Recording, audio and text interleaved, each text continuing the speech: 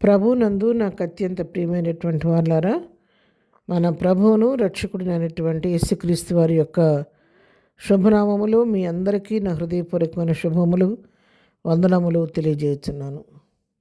ఉదయకాల సమయంలో దేవుని వాక్యాన్ని ధ్యానం చేసుకుందాం. ఈరోజు వాక్య ధ్యానం కొరకు మనం తీసుకున్నటువంటి లేఖన భాగము కీర్తన గ్రంథము 91వ కీర్తన 10వ వచనం చదువుకుందాం. నీకు అపాయం ఏమీ రాదు, ఏ తెగులును నీ గుడారమును సమీపించదు. ఆమెన్. దేవుని నామమునకు మహిమ కలుగును గాక. ఇక్కడ ఈ మాటలు మనం గమనించినట్లయితే కీర్తనాకారుడు రాస్తున్నటువంటి శ్రేష్టమైన మాటలు. ఎవరి విషయంలో ఈ మాటలు రాయబడుతున్నాయి అని చెప్పి మనం గమనించినట్లయితే, ఎవరైతే మహోన్నతుని చాటు నివసిస్తారో, సర్వశక్తిని నీడను విశ్రమిస్తారో, ఎవరైతే దేవుణ్ణి తమకు ఆశ్రయంగా చేసుకుంటారో, ఆయన కోటగా చేసుకుని నమ్మిక ఉంచుతారో వారిని గురించి రాయబడినటువంటి మాటలు. ఎవరు ఆ విధంగా ఉంటారో, దేవుని మీద నమ్మిక ఉంచి విశ్వాసంతో మహోన్నతుని చాటునే నివసిస్తూ ప్రతి పరిస్థితికి ఆయన పైన ఆధారపడి జీవించే వారి పక్షంలో, ప్రభువా నీవే నా అండా కొండ ఆశ్రయదుర్గమయ్యా అని దేవుని చాటును దాగి ఉంటారు. నీవే నా దేవుడు అని చెప్పుకుంటూ ఆయన వైపు ప్రతి సమస్య కొరకు, ప్రతి పరిస్థితి కొరకు కూడా ఎవరైతే ప్రభు పైన ఆధారపడతారో వాళ్ళ విషయంలో దేవుడు చెప్తున్నటువంటి మాటలు.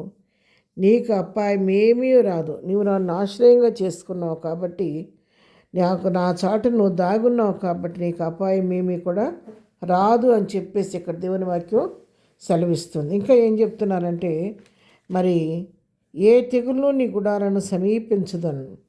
లోకంలో రకరకాల తెగుళ్ళు ఉన్నప్పుడు కూడా ఏ తెగులు కనీసం నీ గుడారాన్ని కూడా సమీపించదు.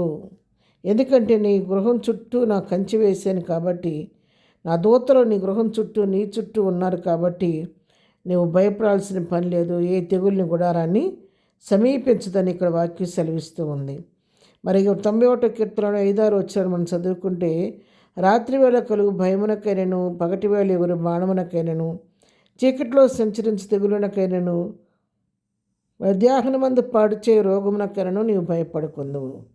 ఎవరైతే మహోన్నతుని ఆశ్రయిస్తారో, ఆయన చాటును దాగి ఉంటారో, వారు ఏ పరిస్థితికి కూడా వాళ్ళు భయపడుకోకుండా ప్రభువును బట్టి ధైర్యం తెచ్చుకొని ఉన్నప్పుడు వారు దేనికి భయపడరంట. రాత్రి వేళ కలిగే భయానికి భయపడరంట, పగటి వేళ ఎగిరే బాణానికి భయపడరు.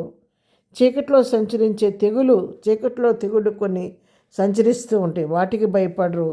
మధ్యాహ్నం మందు పాడు చేసే రోగాలు కొన్ని ఉంటాయి, వాటికి భయపడకుండా ధైర్యంగా ఉంటారని ఇక్కడ దేవుని వాక్యం సెలవిస్తూ ఉంది.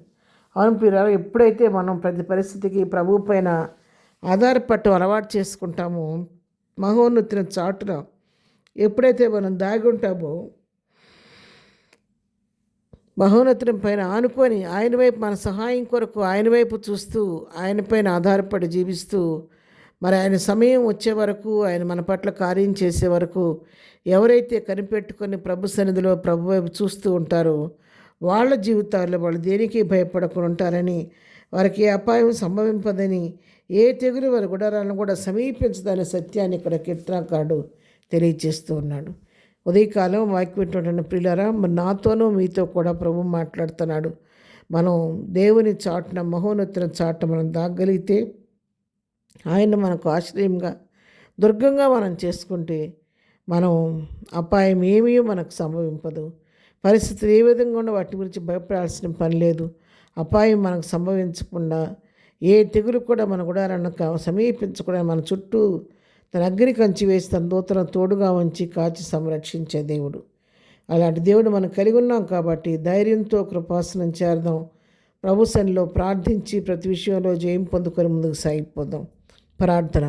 ప్రేమగలి తండ్రి, పరిశుద్ధుడా, నీ పాదములకు వందనాలు. అయ్యా, నీ చాటున విశ్రమించడానికి మేము వచ్చి ఉన్నాం ప్రభా. నీ రెక్కల నీడను మమ్మల్ని దాయండి, నీ కవిట్లో మమ్మల్ని దాచి భద్రపరచండి, ప్రతి విధమైన కీడు నుండి తప్పించరు. ఆయన ఈ దినం మేము చేయ పనిపాట్లో రాకపోకలు క్షేమం దయచేయండి. దినం బర్త్డే మ్యారేజ్ చేసుకున్నప్పుడు నన్ను దీవించి ఆశీర్వదించండి. బలహీన ఉన్న వారిని ముట్టండి, స్వస్థపరచండి, దుఃఖంలో ఉన్న వారిని ఓదార్చండి, రకరకాల వ్యాధులతో బాధపడే వాళ్ళని బాగు చేయండి. ఎగ్జామ్స్ రాస్తున్న బిడ్డలందరికీ కాల్చుటని ప్రత్యేకమైన జ్ఞానం ఇచ్చి చక్కగా రాసి మంచి విజయాన్ని పొందుకునే కృప దయచేయండి ఆయన. ఇప్పటికే ఎగ్జామ్స్ రాసిన బిడ్డలకి మంచి విజయాన్ని దయచేయండి. ప్రతి వారి అవసరాలు మీ నామలో తీర్చమని, ఈ ఈ ఉదయకాల దీవులతో నింపి నడిపించమని యేసునామములో ప్రార్థించడి పొందుకొని ఉన్నాము తండ్రి. ఆమెన్. ప్రభు కృప సదాకాలం మనందరికీ తోడై నడిపించును గాక. ఆమెన్.